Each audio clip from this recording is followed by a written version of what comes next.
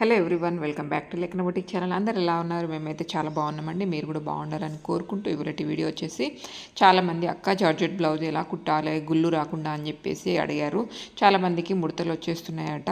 వాళ్ళ కోసమే ఈ వీడియో. ఎప్పుడైనా సరే మనం జార్జెట్ బ్లౌజ్ కుట్టాలనుకుంటే, అంటే ఫుల్ జార్జెట్ ఇట్లా కొంచెం రఫుల్గా ఉంటుంది చూడండి. క్లాత్ ఇక్కడ కనిపిస్తుంది మీకు. ఈ విధమైన క్లాత్ ఉంటే మాత్రం లైనింగ్ కింది వైపుననే పెట్టుకోవాలి. అప్పుడే ఈ ప్లాట్ఫామ్ పైన మన మిషన్ ప్లాట్ఫామ్ ఏదైతే ఉందో దాని మీద నీట్గా ఆగుతుందండి. మనం కిందనే మనం ఏదైతే మెయిన్ ఫ్యాబ్రిక్ ఉందో అది పెట్టేసామనుకోండి, అది ముందే బాగా సాఫ్ట్గా ఉంటుంది కదా, మళ్ళీ కింది ప్లాట్ఫామ్ కూడా సాఫ్ట్గా ఉంటుంది కాబట్టి అసలు రాదు, అది గుళ్ళు వచ్చేస్తుంది అండ్ నీట్గా అయితే రాదు. మీరు ఈ విధంగా చూడండి, ఇక్కడ ఎంత బాగా వస్తుందో. మళ్ళీ కొంచెం ఆపుకుంటా చేతులు ఇట్లా తింపుకుంటా ఎక్కడైనా గుళ్ళు ఉంటే ఇట్లా బయటికి అడ్జస్ట్ చేసుకుంటా బయటికి తీసేస్తే మనకు నీట్గా వస్తుంది అన్నట్టు. చాలామంది ఏం చేస్తారంటే మిషన్ ఉరికే దానికంటే చేతులు కొంచెం స్లోగా నడుస్తూ ఉంటాయి. అలా చేస్తే మాత్రం తప్పకుండా గుల్ల వస్తుందండి. మిషన్ లాగానే మన చేతులు కూడా అలా ఫాస్ట్గా తింపుతూ ఉండాలి క్లాత్ని. అలా అయితేనే మనకు బ్లౌజ్ ఫిట్టింగ్ అనేది నీట్గా వస్తుంది అండ్ ఎక్కడ గుళ్ళు అనేది రాదన్నట్టు. జార్జెట్ క్లాత్కి అయితే మెయిన్లీ ఆ క్లాత్ ఎంత స్పీడ్గా దాని మిషన్ కింద తిరుగుతుందో అంతే స్పీడ్లో మన చేతి కూడా తిరగాలన్నట్టు. లేదు మనం అది పోతూ ఉంటుంది, మనం హోల్డ్ చేసుకుంటా మనం చేతులు ఇంకా ఫాస్ట్గా పోనీయకపోతే మాత్రం కంపల్సరీ గుళ్ళు వచ్చేస్తానండి. అదొక్కటి గమనించుకోండి. ఇక్కడ వచ్చేసి నేను ఫ్రంట్ పార్ట్ కింది వైపున పైన వైపున ఇట్లా ఎంత ఇంచెస్తో డాట్స్ పెట్టాలనేది అండ్ నేనైతే మార్కింగ్ చేసుకుంటాను. రెండింటికి సేమ్ ఒకేసారి మార్కింగ్ చేసుకుంటే మనకు కొంచెం కూడా ఇటు అటు కాకుండా ఉంటుంది అన్నట్టు. దీన్ని కూడా సేమ్ చాలామందికి అసలు ఫ్రంట్ పార్ట్కే ఎక్కువ గుళ్ళు వస్తుంది. దీనికి కూడా అంతేనండి. మన మధ్యలో మిషన్ మూలల దగ్గర అట్లా తింపేయకూడదు, క్లాత్ని అట్లా తింపేయొద్దు. నిడిల్ లోపలనే ఉంచేసి మనం ఏదైతే మిషన్ నిడిల్ ఉంటుందో ఆ నిడిల్ లోపలనే ఉంచేసి టెన్షన్ మాత్రమే పైకి లేపి ఇలా తింపుకోవాలి. మూలల దగ్గర ఈ విధంగా తింపుకుంటే మనకు బ్లౌజ్ గుల్ల అనేది రాదు. ఏం చేస్తారంటే చాలామంది ఇలా మిషన్ నడుస్తున్నప్పుడు తింపేస్తారు, అంటే క్లాత్ అనేది తింపేస్తారు అన్నట్టు. అది కొంచెం అట్లా క్రాస్ తిరిగేసరికి గుల్ల వచ్చేస్తుంది. చూడండి ఇక్కడ ఇట్లా మొత్తం క్లాత్కి ఇట్లా ఆనినట్టు వస్తుందా లేదా. ఈ విధంగా రావాలంటే మాత్రం మీరు తప్పకుండా ఇట్లా ట్రై చేయండి, చాలా బాగా వస్తుంది. మొన్న చాలా మంది అడిగారు అన్నట్టు కామెంట్స్లో, అక్క మేమైతే జార్జెట్ బ్లౌజ్ బాగా గుల్ల వచ్చేస్తుంది, ముందే ఫ్రంట్ కప్ అసలు మంచిగా రావట్లేదు. ఈ బ్లౌజ్ కటింగ్ కూడా నిన్న వీడియో అయితే అప్లోడ్ చేశానండి. ఎవరికి చూడకపోతే మాత్రం తప్పకుండా వెళ్ళి చూడండి. మీకైతే చాలా బాగా అర్థమయ్యేటట్టు చెప్పాను.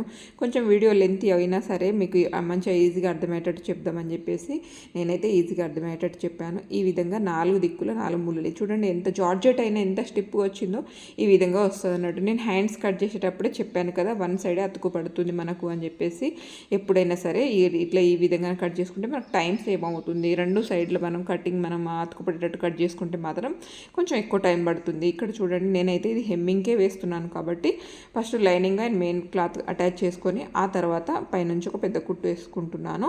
ఆ తర్వాతనే మనం చుట్టూ ఫినిషింగ్ చేయాలి. కింది వైపున మలిచి కుట్టుకున్నాకనే, మనం చేతి వరకు కుట్టుకున్నాకనే చుట్టూ హ్యాండ్స్కి ఫినిషింగ్ చేస్తేనే నీట్గా వస్తుంది. ఇక్కడ వచ్చేసి కింద అయితే కొంచెం లైట్ పింక్ ఉండే అది పెట్టేసి ఆ పైన మళ్ళీ పింక్ కలర్ లైనింగ్ పెట్టేసి ఆ పైన మెయిన్ క్లాత్ పెట్టి ఆ పైన నేను మనం మెయిన్ క్లాత్ ఏదైతే క్రాస్ పట్టి ఉంటుందో అది పెట్టాను అన్నట్టు. అలా అయితే మనకు జార్జెట్ క్లాత్ అయినా స్టిప్ క్లాత్ అయినా సరే నీట్గా వస్తుందండి. నేనైతే ఇక్కడ 4 పీసెస్ తీసుకున్నాను. క్రాస్ పట్టీలో వచ్చేసి 4 పీసెస్ తీసుకున్నాను. మెయిన్ ఫ్యాబ్రిక్తో కలిసి 4 పీసెస్ తీసుకున్నాను అన్నట్టు. ఈ విధంగా ఆపోజిట్ పెట్టాలి. ఎప్పుడైనా సరే మనం ముందు వైపున కొంచెం కట్ చేసుకుంటాం కదా, అది వచ్చేసి ఆపోజిట్గా పెడితే మనకు 2 ఒకే వైపు కాకుండా 2 పార్ట్స్కి కరెక్ట్ సెట్ అయ్యేటట్టు వస్తాయి అన్నట్టు. ఈ విధంగా పెట్టి నేను కట్ చేసేస్తున్నాను. ఇలా అయితే మీరు ఒకసారి పెట్టి చూడండి, ఇట్లా స్టిప్గా వస్తుంది. అండ్ కింద క్లాత్ మనం అటాచ్ చేసేటప్పుడు అసలు ఏ విధంగానూ గుళ్ళు రాకుండా ఉండడానికి అని చెప్పేసి నేనైతే కొంచెం జార్జెట్ కదా, ఎవరికైనా ఉంటుంది కదా, అసలు గుళ్ళు రాకుండా ఉండడానికి అని చెప్పేసి నేను కింది వైపున మెయిన్ ఫ్యాబ్రిక్ ఏదైతే ఉందో దానికి ఈ విధంగా అయితే కొంచెం కుట్టు పెట్టేశాను. ఈ చూడండి, ఇలా పెట్టి ఈ విధంగా ఫ్రంట్ పార్ట్ తీసుకోవాలి. ఫ్రంట్ పార్ట్ అండ్ మన ఏదైతే క్రాస్ పట్టి ఉందో అది అటాచ్ చేసేటప్పుడే మెజర్మెంట్ బ్లౌజ్తో చూసుకోవాలన్నట్టు. అది 2 కరెక్టే వస్తున్నాయా లేదంటే వాళ్ళు మెజర్మెంట్ బ్లౌజ్ ఏదైతే ఇచ్చిరో ఉక్సు పట్టి కంటే ఎక్కువ వస్తున్నాయో చూసుకోవాలి. అలా ఎక్కువ వస్తే మాత్రం కొంచెం క్రాస్ పట్టి అండ్ కొంచెం ఫ్రంట్ పార్ట్లో కొంచెం తీసేసేయాలి. ఇట్లా క్రాస్ మధ్యలో టెన్షన్ మధ్యలో ఏదైతే డాట్ పెట్టామో అక్కడ వరకు తీసేస్తే సరిపోతుంది.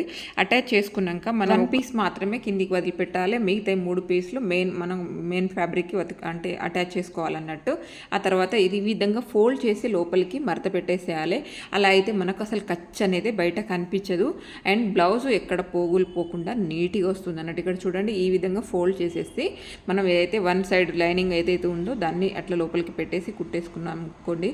ఇక్కడ చూడండి, నేను వైట్ కలర్ లైనింగ్ పెట్టాను లోపల వైపున. అది కూడా మనకు బయట కనిపించదు అన్నట్టు. చూడండి ఎక్కడన్నా కనిపిస్తుందా? లేదు. అక్కడ ముందు కొంచెం కనిపిస్తుంది, అది కూడా మనం ఉక్సు పట్టి కాజపట్టి ఏదైతే అటాచ్ చేస్తామో దాంట్లోకి వెళ్ళిపోతుంది అన్నట్టు. ఈ విధంగా పెట్టుకోండి. అది మెయిన్ ఫ్యాబ్రిక్లో పైన కింది వైపున రెండు మనకు మెయిన్ ఫ్యాబ్రిక్ ఉండి లోపల వైపున ఏ లైనింగ్ పడేసినా ఏం కాదన్నట్టు. ఈ విధంగా నేను అయితే కాజపట్టి ఉక్సు పట్టి అటాచ్ చేస్తున్నాను. ఇక్కడ వచ్చేసి ఉక్సు పట్టి అటాచ్ చేస్తున్నాను. చూడండి, ఉక్సు అటాచ్ చేసేటప్పుడు ఉక్సు పట్టి మధ్యలో చిన్నగా డాట్ దగ్గర కొంచెం మనం ఏదైతే ఉక్సు పట్టికి క్లాత్ అటాచ్ చేస్తామో అది కూడా కొంచెం ఫోల్డ్ చేసి పెట్టాలి. ఇక్కడ వచ్చేసి కాజపట్టి కింది నుంచి మెయిన్ ఫ్యాబ్రిక్ వైపు తీసుకుంటున్నాను. అలా తీసుకోండి, చాలా బాగుంటుంది. అండ్ లాస్ట్ కుట్టు అనేది వేయాలి.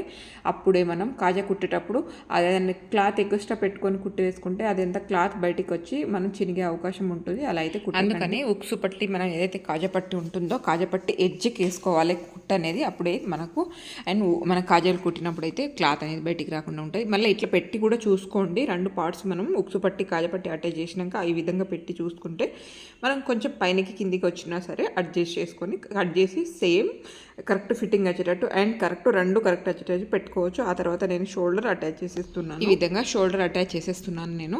దాదాపుగా అన్ని ఫినిషింగ్ అయిపోయింది కదా. ఆ తర్వాత నేను ఇక్కడ చూడండి సేమ్ మనం ఏదైతే మనం పైపింగ్కి కట్ చేసుకుంటామో అలాగే క్రాస్ పట్టీలు కట్ చేసుకొని క్రాస్గా ఇట్లా కట్ చేసుకున్నాక మనం నెక్ పీసులు ఈ విధంగా అటాచ్ చేసుకోవాలి. ఒకదానికొకటి అటాచ్ చేసుకొని ఈ విధంగా కట్ చేసుకుంటే సరిపోతుంది అన్నట్టు. సేమ్ అట్లనే ఉండాలండి, సాగాలి ఇవి కూడా. అప్పుడే మనకు నెక్ అనేది గుల్ల రాకుండా నీట్గా వస్తుంది. ఇక్కడ చూడండి ఈ విధంగా అటాచ్ చేసుకోవాలి. నేనైతే దీనికి పైపింగ్ ఏమీ వేయట్లేదు కాబట్టి చూపిస్తున్నాను. అండ్ దాదాపుగా ఈ రోజులలో పైపింగే ఎక్కువ అయిపోయిందిలేండి. బట్ ఇది normal sari, daily wear sari కాబట్టి పైపింగ్ ఏమీ అవసరం లేదు అని చెప్పేసి చెప్పారు వాళ్ళు. ఈ అవసరం లేదు అన్నప్పుడు మనం కూడా అవసరం లేదులే అని చెప్పేసి నేనైతే పెట్టలేదు. ఈ విధంగా పెట్టుకొని లోపల వైపున మనం ఏదైతే అటాచ్ చేసినాక క్లాత్ ఉంటుంది కదా, ఆ క్లాత్ అనేది బయటికి రాకుండా లోపల వైపున బొటన వేలుతో లోపలికి అనేసుకుంటా కుట్టు వేసుకుంటా వచ్చేసేయాలి. మనం ఇక్కడ చూడండి ఈ విధంగా వేసుకున్నాక మనం ఏదైతే వేస్టేజ్ క్లాత్ ఇంకా మిగులుతుందో మనకు కుట్టు వేసుకున్నాక లోపల ఫోల్డ్ చేసే ముందు ఈ విధంగా కట్ చేసేసేయాలి. ఆ తర్వాత హెమ్మింగ్కి వాడేస్తే మనం దానికి ఏమాత్రం క్లాత్ బయటికి రాకుండా నీట్గా వచ్చేస్తుంది అన్నట్టు. ఆ తర్వాత హ్యాండ్స్ అటాచ్ చేసేటప్పుడు ఈ విధంగా పెట్టి చూడండి. నడుము దగ్గర చూడండి కరువు ఎక్కువగా వచ్చిందా లేదా, దాన్ని ఏదైతే క్రాస్గా వచ్చిందో దాన్ని జస్ట్ కరువు తీసినాక మధ్యలో ఏదైతే డాట్ వరకే తీయాలి, అంతకంటే ఎక్కువ తీయద్దు. ఆ తర్వాత నడుము పట్టు అనేది అటాచ్ చేసేసేయాలి. అండ్ ఈ డాట్స్ ఎక్కడైతే వేసామో అక్కడ కొంచెం ఈ మనం ఏదైతే క్లాత్ అటాచ్ చేస్తున్నామో అది కూడా కొంచెం ఫోల్డ్ చేసి పెట్టాలి. అప్పుడే అది కూడా గుల్ల రాకుండా ఉంటుందండి. అట్లా ఫోల్డ్ చేసి పైనుంచి ఒక కుట్టు వేసుకొని సేమ్ లోపల వైపున మలిసి ఇంకో కుట్టు అనేది వేసేసుకోవాలి.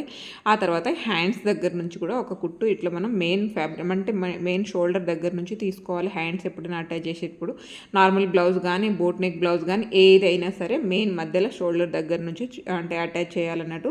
అప్పుడే చాలా బాగా వస్తుంది. లేదు అంటే మనకు కొంచెం ఇటు జరిగే అవకాశాలు ఉంటాయి కాబట్టి మనం మిడిల్ షోల్డర్ దగ్గర నుంచి పెట్టుకొని ఆ తర్వాత ఎగస్ట్రా కుట్టు వేసుకునే ఉంటే మనం మాత్రం స్టార్టింగ్ నుంచి ఇక్కడ చూడండి నేను ఇంకొక కుట్టు అనేది వేస్తున్నాను కాబట్టి స్టార్టింగ్ నుంచి వేసేస్తున్నాను. మనం మెయిన్ అయితే అటాచ్ చేసేటప్పుడు మాత్రం మధ్యలోకి అటాచ్ చేసుకోవాలి. ఇక్కడ చూడండి నడుము కొలతతో నేను అటాచ్ చేస్తాను. బ్లౌజ్ వచ్చేసి ఈ విధంగా నడుము కొలతకు నేనైతే వాళ్ళు ఏదైతే మెజర్మెంట్ బ్లౌజ్ ఇచ్చారో ఆ బ్లౌజ్తో మెజర్ చేసుకొని ఆ తర్వాత మనం ఏదైతే ఉక్సు పట్టు ఉంటుందో అది మెయిన్ మధ్యలో మిడిల్కి కరెక్ట్ వచ్చేటట్టు చూసుకుంటాను. అండ్ ఏదైతే కాజా పట్టు ఉంటుందో అది కాజా ఎగస్ట్రా వదిలిపెట్టుకొని మధ్యలో వచ్చేటట్టు పెట్టి నేనైతే అటాచ్ చేసి ఈ విధంగా అటాచ్ చేసేటప్పుడు కూడా అండి మనం నడుము దగ్గర నుంచి అటాచ్ చేసినాం, హ్యాండ్స్ దగ్గర కూడా చూసుకోవాలి. అండ్ సంక కింద మనం రెండు వైపులా అటాచ్ చేసింది కరెక్ట్ రావాలి. అప్పుడే మీ బ్లౌజ్ ఫిట్టింగ్ అనేది కరెక్ట్ వస్తుంది అన్నట్టు. ఇక్కడ చూడండి మనం ఇక్కడైతే మనం స్టిచ్చింగ్ ఏదైతే చేస్తున్నామో ఒక కుట్టుకు ఒక టెన్షన్ గ్యాప్ అయితే ఉండాలండి. ఆ విధంగా స్ట్రైట్గా వచ్చేటట్టు పెట్టుకోవాలి. దాన్ని బట్టి మన బ్లౌజ్ అనేది ఫిట్టింగ్ కరెక్ట్ వస్తుంది అనేది తెలిసిపోతుంది అండి. ఎంత స్ట్రైట్గా వచ్చినాయో చూడండి. ఇక్కడ మనం స్కేల్తోనే గీసినట్టు ఈ విధంగా పెట్టుకోండి. బ్లౌజ్ అయితే చాలా బాగా వస్తుంది. అండ్ ఈ వీడియో చాలామందికి యూజ్ అవుతుందని అనుకుంటున్నాను. తప్పకుండా మీకు నచ్చితే మాత్రం మా ఛానల్ని తప్పకుండా లైక్ అండ్ షేర్ సబ్స్క్రైబ్ చేసుకోండి. అప్పుడే మేము ఎలాంటి వీడియోస్ పెట్టినా ముందుగా మీకు నోటిఫికేషన్ వస్తుంది. ఇది ఫ్రెండ్స్ ఇవాళ వీడియో నచ్చింది కదా. నచ్చితే మాత్రం మా ఛానల్ని తప్పకుండా లైక్ అండ్ షేర్ సబ్స్క్రైబ్ చేసుకోవడం మర్చిపోకండి. థ్యాంక్ యూ అండి. Thank you for watching. Thank you so much.